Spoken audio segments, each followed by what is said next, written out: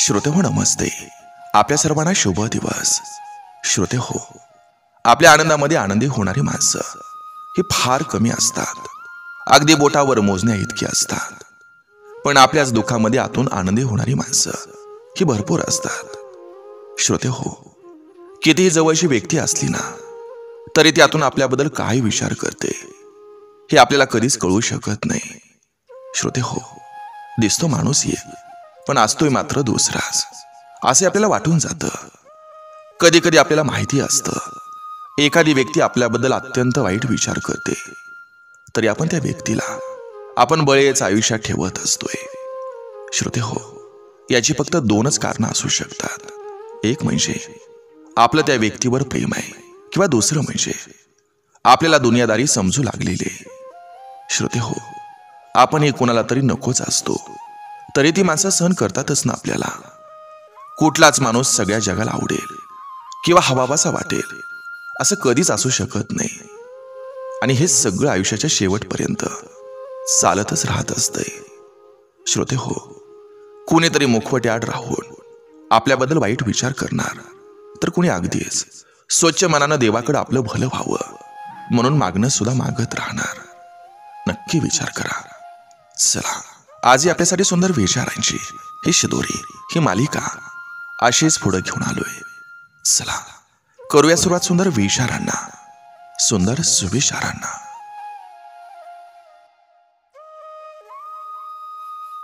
जे उघडपणे शत्रुत्व दाखवतात त्यांच्याशी आपण दोन हात करू शकतो, पण त्यांचं काय जे हसत हसत पाठीवर वार करत असतात. रागात कधी चुकीचं बोलू नका. मूड चांगला होतो, पण बोललेले शब्द परत येत नसतात.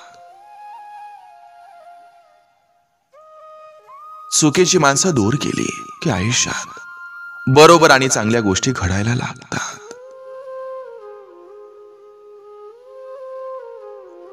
अनोळखी चेहरा हा ओळखीचा असल्याप्रमाणे जर हसलो तर आपल्या सुखाला सीमा नसते, आणि ओळखीचा चेहरा जेव्हा अनोळखी असल्याचं भासवतो तेव्हा दुःखाला सीमा नसते. अनुभव वाढत जातात तसं आयुष्य कमी होत जातं. महत्वाकांक्षेचं क्षितिज हे रुंदावत समाधान मात्र हरवत जातं. गरजा किती मामूली असतात हे शेवटी कळतं. नंतर मात्र चुकांचा पश्चाताप, खरं आयुष्य जगायचं राहून जातं.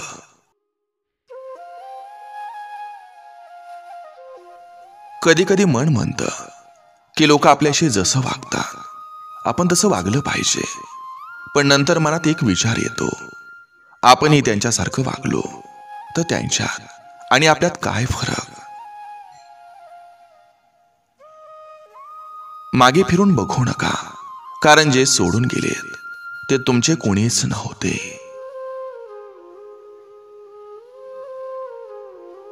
नात्यामध्ये वाद होतच असतो, पण तो संसार टिकून राहतो ज्यात एक अहंकार सोडून माघार घेतो तर दुसरा समजून घेऊन माफ करतो. आयुष्यात आपण आपली इमेज कितीही चांगली बनवण्याचा प्रयत्न केला तरी तिची क्वालिटी ही समोरच्या व्यक्तीच्या मनामध्ये क्लॅरिटीवर अवलंबून असते. कुणाला परिस्थिती कळत नाही, कुणाला भावना कळत नाही, हा ज्याच्या त्याच्या समजूतदारीचा विषय असतो. कुणाला कोरा कागद सुद्धा समजतो तर कुणाला संपूर्ण पुस्तक सुद्धा समजत नाही. माणसं जपण्याचा स्वभाव हा महागात पडू शकतो, कारण सध्या गरजेपुरतं माणसं जवळ ठेवण्याचा ट्रेंड सुरू आहे. कोणताही जीव असो, आपल्या जोडीदारावर प्रेम करणं, त्याची काळजी घेणं आणि एका प्रेमाचा घास भरवणं यालाच तर प्रेम म्हणतात. जे आपल्याला हवं असतं ते आपल्याला कधीच मिळत नाही, कारण जे आपल्याला मिळतं ते आपल्याला नको असतं. आपल्याला जे आवडतं ते आपल्याकडं नसतं, कारण जे आपल्याकडं असतं ते आपल्याला आवडत नसतं. तरी आपण जगतो आणि प्रेम करतो, याचंच नाव आयुष्य असतं.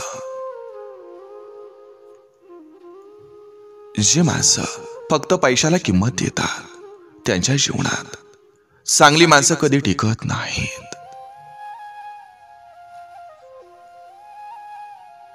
जोपर्यंत झळ स्वतःला लागत नाही तोपर्यंत इतरांचं दुःख आपल्याला समजत नाही.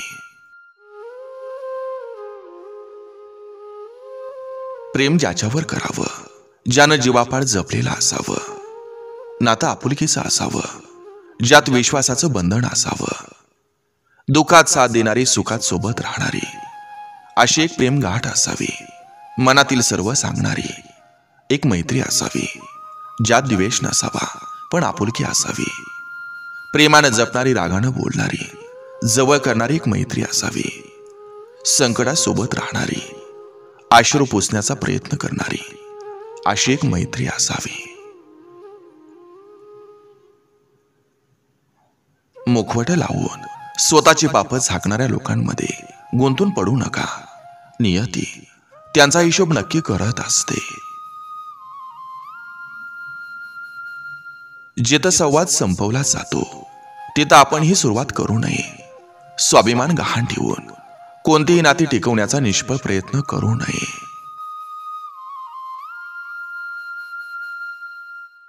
जगणं हे साधं असलं तरी चालेल, पण वागणं हे इतरांपेक्षा वेगळं असलं पाहिजे. कराल ते भोगाल हा निसर्ग शक्तीचा नियम अटळ आहे. नीट लक्षात घेऊन जीवन जगण्यात खरं शहाणपण आहे. मनात भरून आलेलं सारं आभाळ मोकळं व्हायला कधी कधी आपल्या माणसानं केलेली साधी विचारपूस हेही पुरेशी असते.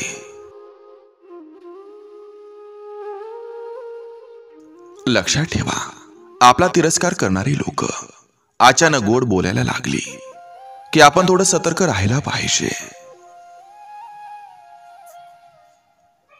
ज्यांना काळजाचं घाव आणि डोळ्यातील भाव कळतात त्याच नात्याला खरा अर्थ असतो. बाकीची नाती केवळ माझी माझी म्हणून वाहिलेली व्यर्थ ओशी असतात. दुसऱ्यांचं चांगलं करणाऱ्या व्यक्तींना नेहमी अडचणीचा सामना करावा लागतो, कारण फळ देणाऱ्या झाडालाच दगडांचा मार खावा लागतो. ज्यांच्याकडून चुका होतात ते वाचतात आणि जे रागावतात ते सर्वांच्या नजरेत नेहमीच वाईट होतात. पैसा नेहमी एकच गोष्ट सांगतो, आज तुम्ही मला वाचवलं तर उद्या मी तुम्हाला वाचवेल. जेव्हा तुमचा हेतू शुद्ध असतो तेव्हा तुम्ही कोणालाही गमावत नाही, लोक तुम्हाला गमावतात. देव ज्यांना रक्ताच्या नात्याला जोडायला विसरतो त्यांनाच मित्र म्हणून पाठवतो. जी लोक तुमच्याशी बोलता बोलता रडायला लागतात ते तुम्हाला सापडलेले खरी लोक असतात.